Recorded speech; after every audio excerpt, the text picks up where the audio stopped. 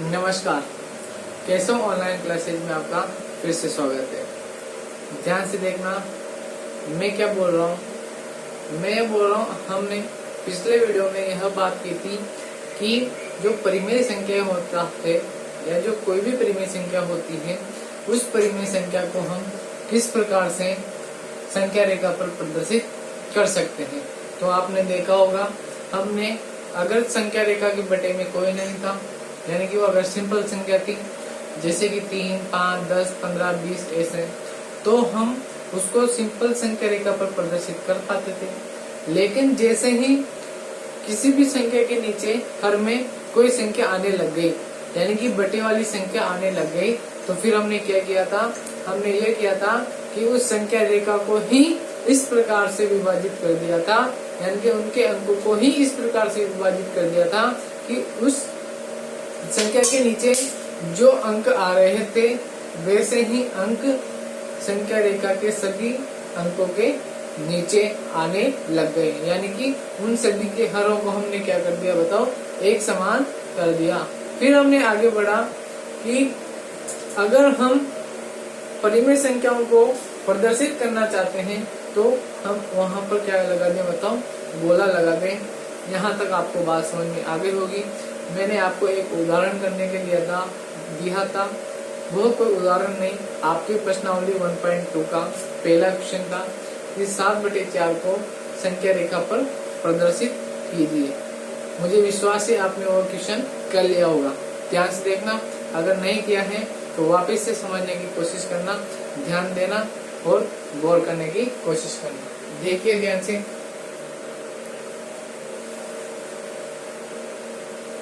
मैं अगर यहाँ पर लिखूं कि वो उदाहरण था कि जो 7/4 है उसको हमें संख्या रेखा पर प्रदर्शित करना है। यही क्वेश्चन था कि 7/4 को संख्या रेखा पर क्या करो बताओ, प्रदर्शित करो। तो हमने क्या किया था, एक संख्या रेखा बनाई थी सबसे पहले। मान लो मैंने ये संख्या रेखा बना दी, आप इसको प्रश्नावली 1.2 का क्वेश्चन नंबर पहला दे देना, और पहले का भी ये पहला क्वेश्चन है, ध्यान से देखिएगा। हमने फिर क्या किया था, या फिर आपने क्या किया होगा, सबसे पहले यहाँ पर 0 बनाया होगा, फिर इसको 2 बराबर भागों में बांट दिया होगा। इधर प्लस वाली संख्या आ गई होगी आपके, और इधर माइनस वाली संख्या आ गई होगी। अब हम क्या करेंगे, ध्यान से देखना, गौर कीजिएगा। मैं यहाँ पर सबसे पहले संख्या लिखना स्टार्ट करता हूँ। समान समान भागों में इसको बांट देंगे हम, है ना। तो यहाँ पर मैंने इसको समान भागों में विभाजित कर दिया। उसके बाद मैंने यहाँ पर इस पर संख्या लिखना स्टार्ट किया, जैसे कि 1, 2, 3, 4, 5, 6, 7, 8, 9, 10, 11। इस प्रकार से हम बहुत सारी संख्याएं लिख सकते हैं। ऐसे ही बताओ, ये सब संख्याएं थी प्लस की, ऐसे ही सेम संख्याएं माइनस की भी किधर हो जाएगी, 0 के पीछे की ओर। तो मैंने यहाँ पर लिखना स्टार्ट किया समान भागों में तोड़ करके। मैंने इसको समान भागों में तोड़ लिया, और यही हम स्केल की सहायता से भी कर सकते हैं। जैसे मैं यहाँ लिख दूंगा -1, -2, -3, -4, -5, -6, -7, -8, -9। इस प्रकार से मैं यहाँ पर लिख सकता हूँ। यहाँ तक आपको अच्छे से पिछले वाली वीडियो में आ गया होगा समझ में। अब देखिएगा हम क्या करेंगे, वही चीज बताओ। यहाँ पर मुझे कौन सी संख्या दिख रही है, 7/4, यानी कि इसकी विशेषता है कि इसके बटे में कौन सी संख्या है बताओ, 4। तो मैं क्या करूंगा बताओ, इस पूरी संख्या रेखा को ही बटे में 4 लगा दूंगा, यानी कि यहाँ पर जितनी भी संख्याएं हैं, जितनी भी संख्याएं मुझे दिख रही है, उन सभी संख्याओं के बटे में मैं क्या लगा दूंगा बताओ, 4 लगा दूंगा। क्यों? क्योंकि ये सभी संख्या मुझे किस प्रकार की बनानी है बताओ, जो मुझे क्वेश्चन में दिया गया है। अगर यहाँ तक आपको समझ में आ गया हो तो अब हम आगे की ओर चलते हैं। वैसे आपको यह चीज अच्छे से समझ में आ गई होगी, क्योंकि मैंने इसको आपको पिछले वीडियो में भी अच्छे से बताया था। ठीक है, अब हम आगे की तरफ चलते हैं। हमारा क्वेश्चन क्या था कि 7/4 को प्रदर्शित कीजिए।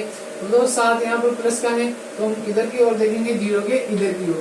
और जैसे हमें यहाँ पर 1, 2, 3, 4, 5, 6, 7 दिखा, हम यहाँ पर क्या बना देंगे बताओ, एक गोला दर्शा देंगे, और वही हमारी संख्या को प्रदर्शित करेगा। इस प्रकार से क्वेश्चन पूरा हो जाता है। इसके बाद इस क्वेश्चन नंबर 1.2 के पहले का पहला क्वेश्चन ये था। ऐसे ही इसका पहले का दूसरा क्वेश्चन था गौर करिएगा आप कि -5/6 को संख्या रेखा पर प्रदर्शित कीजिए। -5/6 को भी क्या कीजिए आप संख्या रेखा पर प्रदर्शित कीजिए। तो अब आप इसको कर सकते हो। जल्दी से इस वीडियो को पॉज करके, इस वीडियो को रोक के जल्दी से इसका आंसर दीजिए, फिर हम आगे की तरफ चलते हैं। ठीक है, जल्दी करो इसको। शायद ये आपने क्वेश्चन कर लिया होगा। ध्यान से देखना, क्या बनाऊंगा मैं? सबसे पहले एक संख्या रेखा बनाऊंगा और उस संख्या रेखा पर सबसे पहले अंकों को डिनोट करना स्टार्ट करूंगा, अंकित करना स्टार्ट करूंगा। ध्यान से देखिएगा, आप अपने क्वेश्चन का आंसर इससे मिलाइएगा। सबसे पहले मैंने क्या किया था, इनको समान भागों में विभाजित किया था, वही काम मैं यहाँ पर कर रहा हूँ। सबसे पहले यहाँ पर समान भागों में विभाजित कर रहा हूँ। यहाँ पर मेरे पास स्केल नहीं है, लेकिन मैं यहाँ पर अंदाजे से आपके सामने चिन्हों को लगा रहा हूँ। आप क्या कीजिएगा, आप स्केल लेकर बैठिएगा और स्केल से अपनी रजिस्टर पर या कॉपी पर वहाँ पर मापना स्टार्ट कीजिएगा। फिर में जब हम इसको माप लेंगे उसके बाद हम क्या करेंगे बताओ, इन संख्याओं को इस संख्या रेखा पर क्या करेंगे बताओ, प्रदर्शित करेंगे। तो बताओ यहाँ पर मैं 1 लिख दूं, वही 2। अच्छा मुझे पता है 0 के इधर 1 तो इधर भी 1, लेकिन इधर माइनस का। वैसे इधर 2 तो इधर माइनस के 2, इधर 3 तो इधर माइनस के 3। तो ये बातें आपको पता होनी चाहिए, सिंपल चीजें होती हैं। 3, 4, 5, 6, 7, 8, 9 ऐसे ही हम आगे बढ़ते जाते हैं और ऐसे ही हम इधर पीछे की तरफ भी बढ़ते जाते हैं। -7, -8, -9 इस प्रकार से। अब चूंकि मैंने आपको पिछले ही वीडियो में और अभी आपको बताया था कि हमें क्या करना है, इसका आंसर ढूंढना है। तो हम क्या करेंगे बताओ, हम क्या करेंगे, यहाँ पर जितनी भी संख्याएं हमें दिख रही है उन सभी संख्याओं के बटे में हम किसको ला देंगे बताओ, 6 को, ताकि ये सभी संख्याएं किसकी तरह दिखने लग जाए बताओ, -5/6 की तरह दिखने लग जाए। यानी कि इन सभी का हर भी 6 बन जाएगा। तो ये बताओ -5/6 वाली संख्याओं की तरह लगने लग जाएगी। सेम उसकी तरह तो नहीं होगी, लेकिन उसकी तरह ही लगने लग जाएगी, ताकि हमें संख्या को देखने में बहुत ज्यादा आसानी हो जाए। तो हम क्या करेंगे, इस संख्या रेखा को ही क्या कर देंगे बताओ, 6 से विभाजित कर देंगे। यानी कि सभी संख्याओं के नीचे क्या कर देंगे बताओ, बटे में 6 लगा देंगे। इससे हमें हमारी जो क्वेश्चन में कहा गया है उस संख्या को ढूंढने में कतई परेशानी का सामना ना ही करना पड़ेगा। तो अब हम यह देखना चाहते हैं, केवल हमारा पूरा काम कंप्लीट हो चुका है। यहाँ केवल हम यह देखेंगे कि क्वेश्चन में क्या संख्या थी। सबसे पहले गौर करिएगा आप, यहाँ पर माइनस चिन्ह है। तो बताओ माइनस वाली जो संख्याएं होती है वो 0 के इस तरफ होती है या इस तरफ होती है, आपको दिख रहा होगा। जो भी माइनस वाली संख्याएं थी वो 0 के इस तरफ है। उसके बाद हमें यह दिख ही रहा है कि इसके बटे में 6 है, तो वो तो हमने पहले से इसमें सेट कर लिया। इस सभी के नीचे क्या लगा दिया बताओ, 6। तो वो 6 तो हमें देखने की जरूरत ही नहीं है, यह काम तो हमारा पहले ही खत्म हो चुका है। अब केवल हमारी किसकी बात है बताओ, 5 की बात है। तो माइनस में 5 आपको कहाँ दिख रहा होगा बताओ, ये दिख रहा है -5, और इसी को आप क्या कर दो बताओ, गोला लगा दो, और यही आपके क्या हो जाएगा बताओ, आंसर हो जाएगा। बहुत अच्छी तरीके से आपको ये समझ में आ गया होगा। एक बार आप इसको नोट कर लिएगा, फिर हम आगे की तरफ चलते हैं। ध्यान से देखिएगा।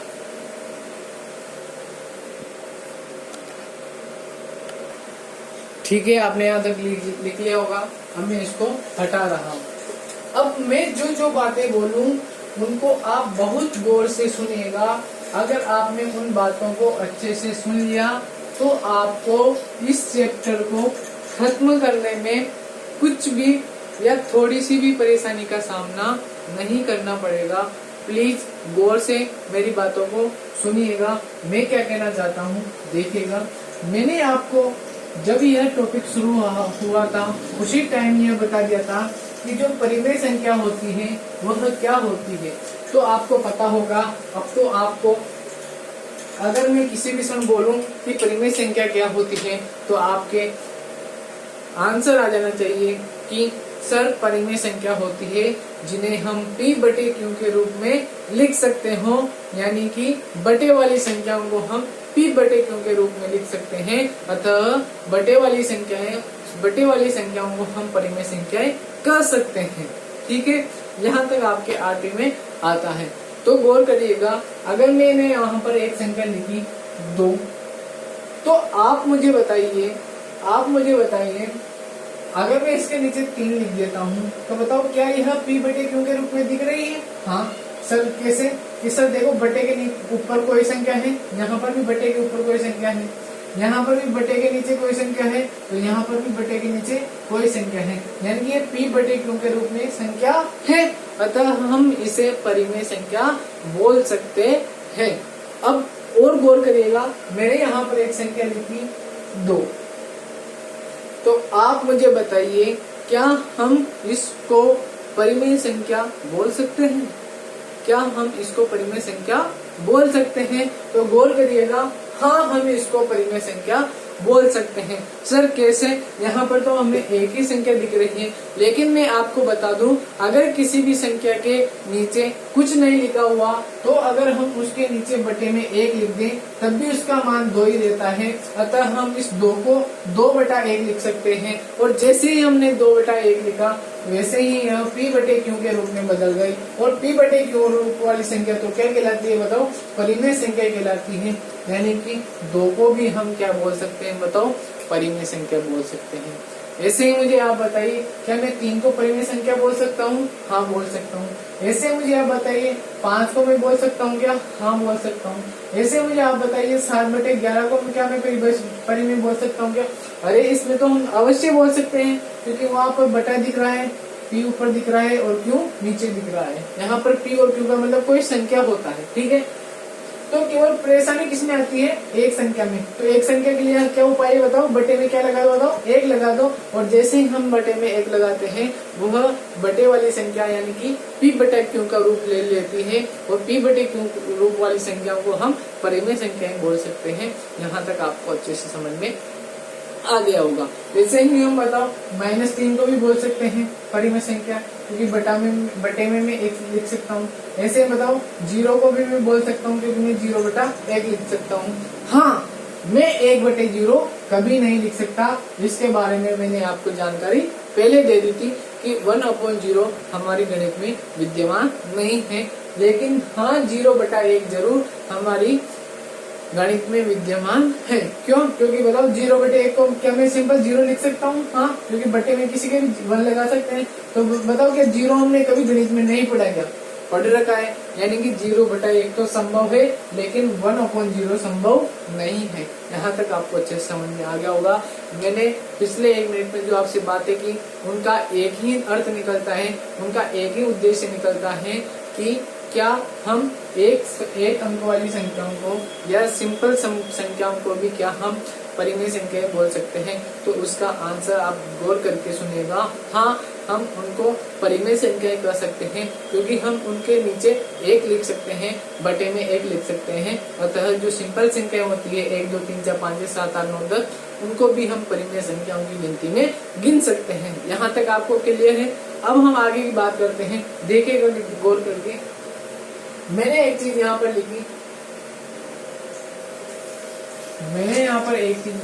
गौर करिएगा। एक बात मैं आपको समझा दूं, 1-2 बातें हैं, देखो ध्यान से, 1-2 बातें हैं। उन 1-2 बातों को आप अगर अच्छे से गौर करके समझ लोगे तो आपको इन प्रश्नों में कभी कोई प्रॉब्लम नहीं आएगी। मेरा उद्देश्य होता है बच्चों, फिर मैं आपको बता दूं, मेरा एक ही उद्देश्य है, आपको गणित सिखाना, ना कि क्वेश्चन सिखाना। अगर मुझे क्वेश्चन सिखाना होता तो मैं यहाँ पर क्वेश्चन लिखता और डायरेक्ट आपको आंसर बता देता, लेकिन मैं क्वेश्चन लिखने से पहले आपको उन सभी बातों की जानकारी देता हूँ जिससे आप क्वेश्चन को आसानी से और चुटकियों में आंसर ला सकते हो। उसी क्वेश्चन का क्या, आपके सामने अगर अननोन या अज्ञात क्वेश्चन भी आ जाए तो उसको भी आप 1 ही मिनट में, 1 ही सेकंड में उसका आंसर दे दो। तो गणित को सीखने की कोशिश किया करो बच्चों। गणित को रटने की या प्रश्नों को सोल्व करने की कोशिश मत किया करो, गणित को सीखने की कोशिश करो। क्वेश्चन तो अपने आप ही बनते चले जाएंगे। तो गौर करिएगा, मैं आपको अगली बात क्या बता रहा हूँ। मैंने आपसे कहा कि अगर कभी आपसे कोई ऐसा क्वेश्चन पूछ ले कि बताओ 2 और 5 के बीच में, कैसे भी आप ले सकते हो। मैंने कहा 3 और 5 के बीच में आप मुझे कोई परिमेय संख्या लिखिए, बताइए, लिखकर बताइए।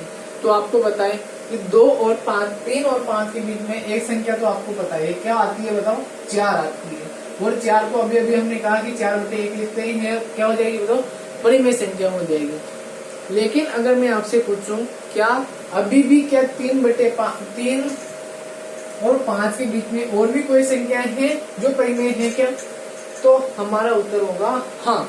कैसे, और यही चीज मैं आपको समझाने की कोशिश करूंगा। बहुत ही ध्यान देने की जरूरत है। देखिएगा मैंने क्या बोला आपसे कि जो भी बटे वाली संख्याएं होंगी वो परिमेय है। तो हमने 4/1 बना लिया, वो परिमेय है।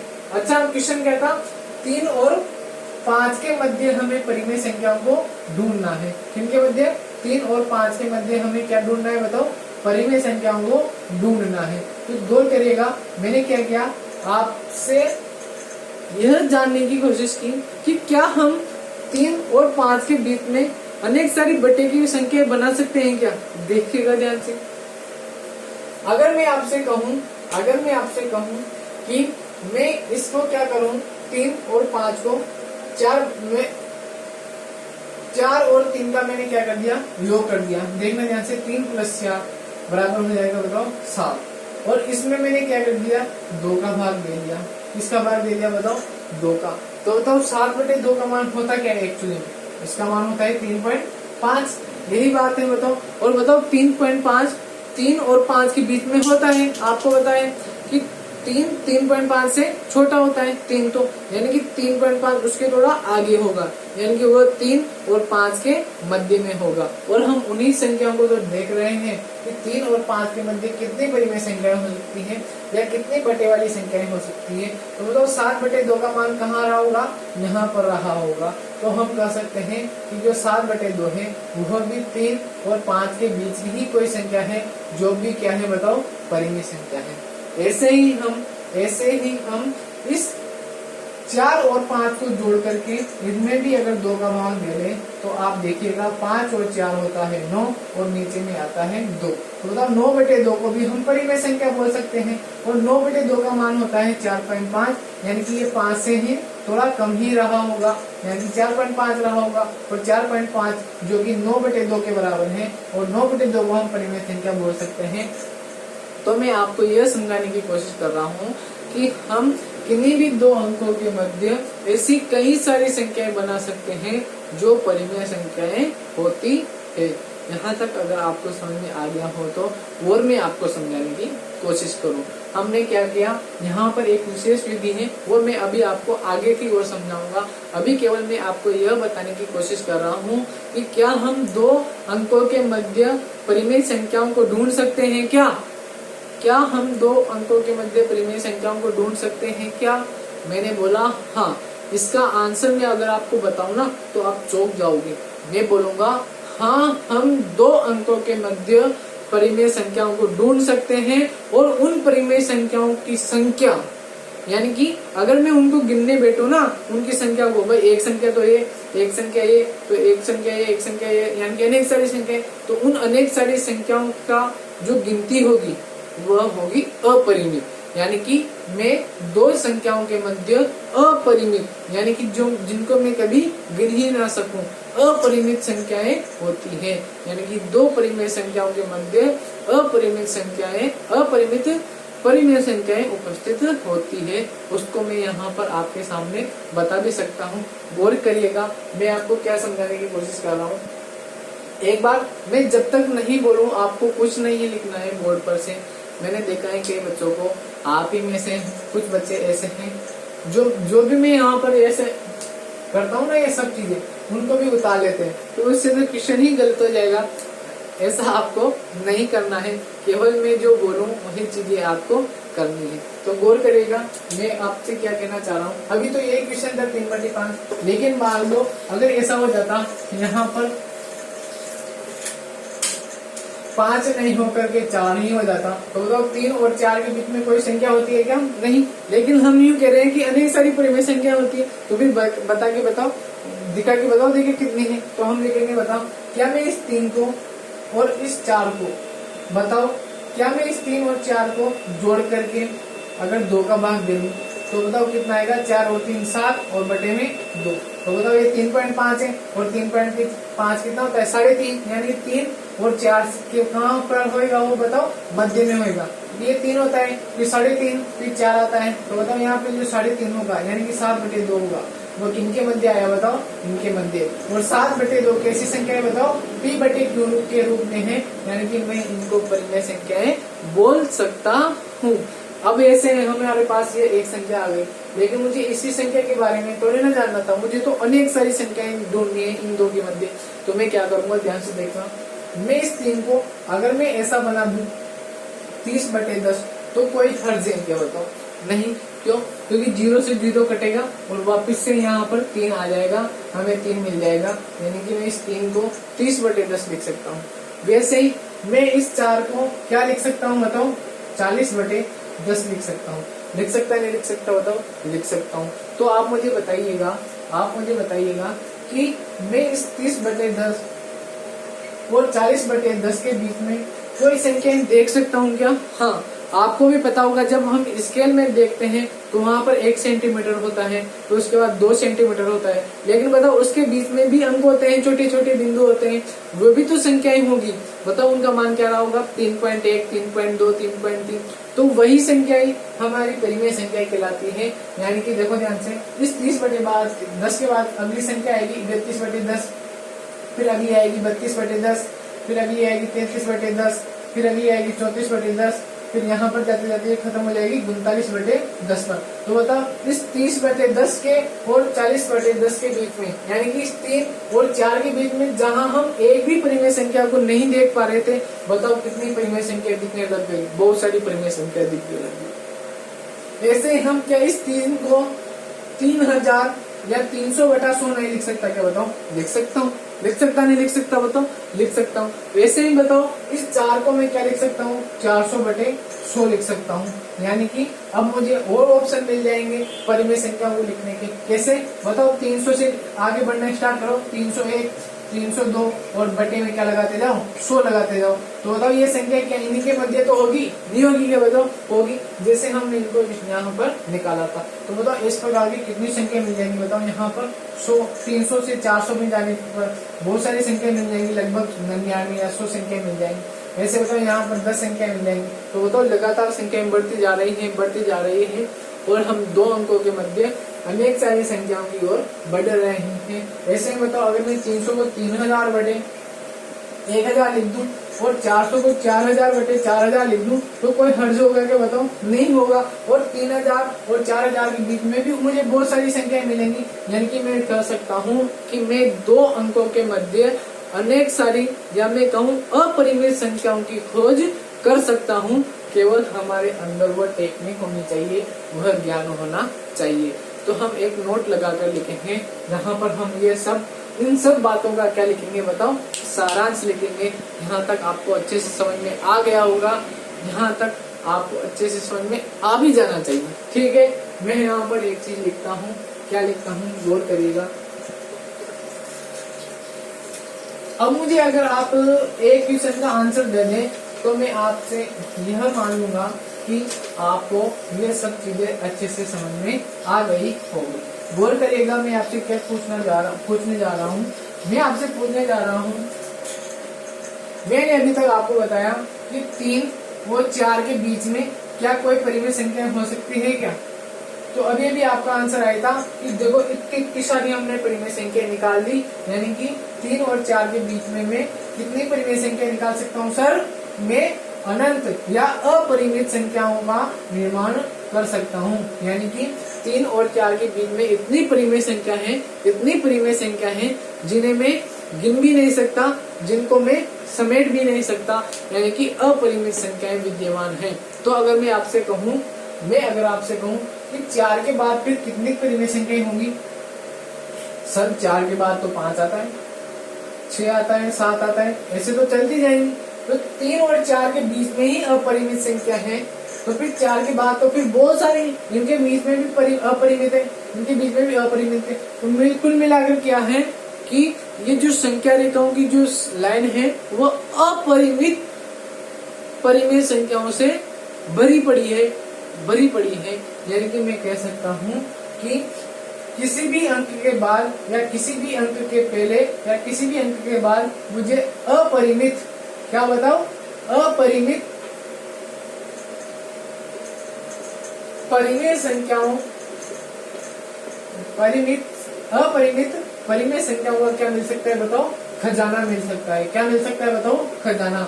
यानी कि अगर मैं किसी अंक के थोड़ा सा भी इधर चलूं और थोड़ा सा भी इधर चलूं ना, उसमें ही मुझे क्या मिल जाएगी बताओ, अपरिमित परिमेय संख्याएं मिल जाएंगी। यह बात आपको अच्छे से समझ में आ गई होगी, और नहीं आई हो तो अभी जो हमने वो यहाँ पर जो किया था वो आप समझ लीजिएगा दोबारा, बहुत अच्छे से आपको ये समझ में आ जाएगा। क्या कहा मैंने कि किन्हीं भी दो अंकों के मध्य या फिर किसी अंक के थोड़ा सा भी आप बाएं चलो या थोड़ा सा भी दाएं चलो, उसमें ही आपको क्या मिल जाएंगे बताओ, अनंत अपरिमेय संख्याएं मिल जाएंगी, अपरिमित परिमेय संख्याएं मिल जाएंगी। यहाँ तक आपको अच्छे से समझ में आ गया होगा, तो आप नोट लगाकर लिखिएगा, मैं जो आपको लिखाने जा रहा हूँ। आप अपने नोट्सों को बहुत अच्छा सुंदर बनाया करो। वैसे कई बच्चे अच्छे अच्छे नोट्स भेज रहे हैं मुझे, और मैं आपसे एक बार कह दूं कि ये जो स्थितियां चल रही है कोरोना महामारी की वजह से, उनमें अगर आप इतना सब कुछ कर रहे हो तो वह कोई छोटी बात नहीं, वह एक बहुत अच्छी बात है। और आप ऐसा सोचिएगा कि हम तो उन इतने सारे बच्चों से तो आगे निकल रहे हैं, यानी कि हमारा इतना फायदा हो रहा है जिसकी आप सोच भी नहीं सकते। तो आप लगातार इन कोशिशों के साथ अपने पढ़ाई में लगते रहिए और अपनी सफलताओं की सीढ़ियों को पाते रहिए, यही मेरा कहना है। ध्यान से देखिएगा, नोट्स आप अच्छे से बनाइएगा, फिर जब स्थितियां सामान्य हो जाएगी तब आप देखिएगा, खुद आपको लगेगा कि हम कई बच्चों से, हमारी क्लास के कई बच्चों से जो हमसे पहले आगे थे, उनसे अब हम आगे निकल चुके हैं। तो इन परिस्थितियों का कोई तो दुरुपयोग करता है और कोई सदुपयोग करता है। अब आपके हाथों में है, आपके सहारे है जो है सब कुछ, कि आप इन परिस्थितियों का दुरुपयोग करना चाहते हो या सदुपयोग करना चाहते हो। इसी बात पे नोट लिखिएगा। क्या नोट, देखो ध्यान से, नोट में आप लिखिए किन्हीं भी, वही चीज जो अभी अभी हमने पढ़ी, किन्हीं भी दो अंकों के मध्य या दो अंकों जो परिमेय हो, कुछ भी आप लिख सकते हो, दो परिमेय, दो अंकों जो परिमेय है ना, तो किन्हीं भी दो अंकों के मध्य अपरिमित क्या होती है बताओ, परिमेय संख्याएं होती है। ये चीज मैं आपको इतनी देर से समझा रहा था, संख्याएं होती है। यहाँ तक आपने नोट कर लिया होगा। अब हम यहाँ पर अपनी किताब के कुछ क्वेश्चन करते हैं, देखिएगा आपके प्रश्नावली का 1.2 का क्वेश्चन नंबर 3 है। ध्यान से देखिएगा, गौर करिएगा। क्वेश्चन नंबर 3 आपसे कहता है, वो क्वेश्चन कह रहा था आपसे कि 2 से छोटी 5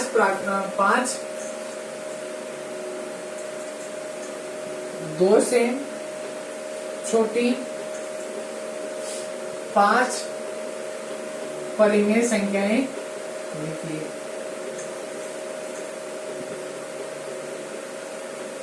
तो अब आप अच्छे से इन सब बातों को समझ गए होंगे।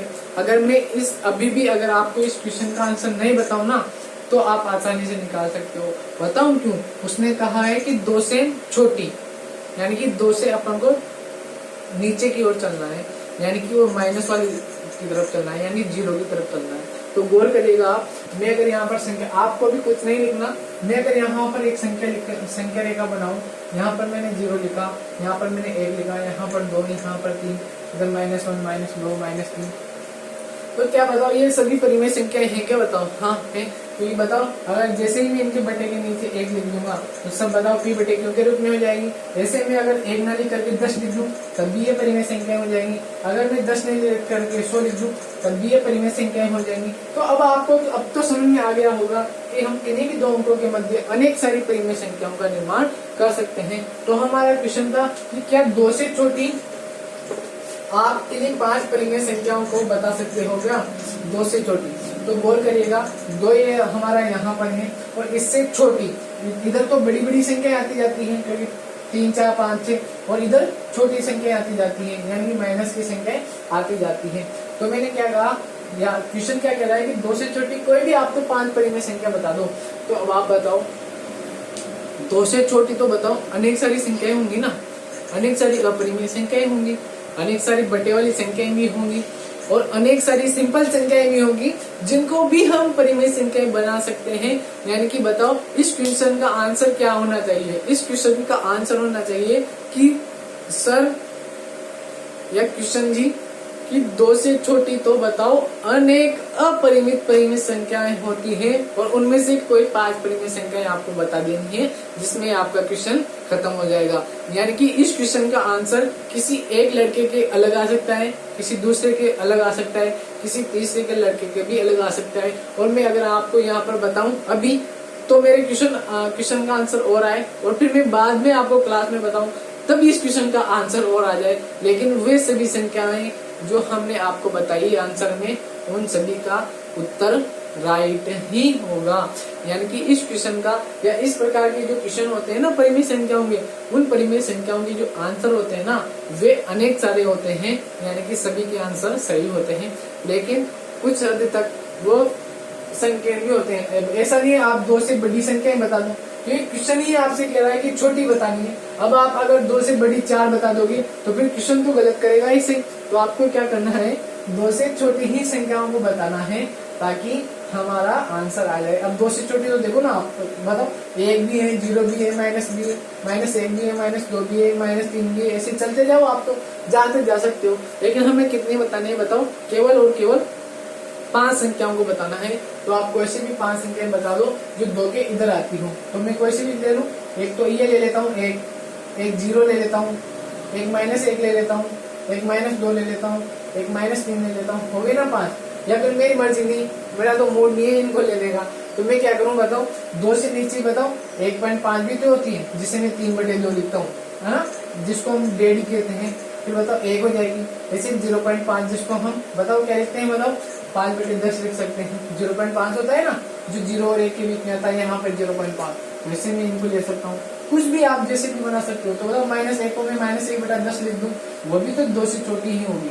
ऐसे -2/20, तो ऐसे कुछ भी संख्या आप लिख सकते हो। मेरी कोशिश यह है आपको ये बताने की कि आप कोई सी भी संख्या लिखो, बस वो क्या होनी चाहिए? 2 से छोटी होनी चाहिए, 2 से बड़ी नहीं होनी चाहिए। तो मैं मेरी मर्जी से यहाँ पर कोई 5 संख्या लिख देता हूँ ताकि आप कॉपी में तो लिख सको कि कौन सी लिखनी है सर।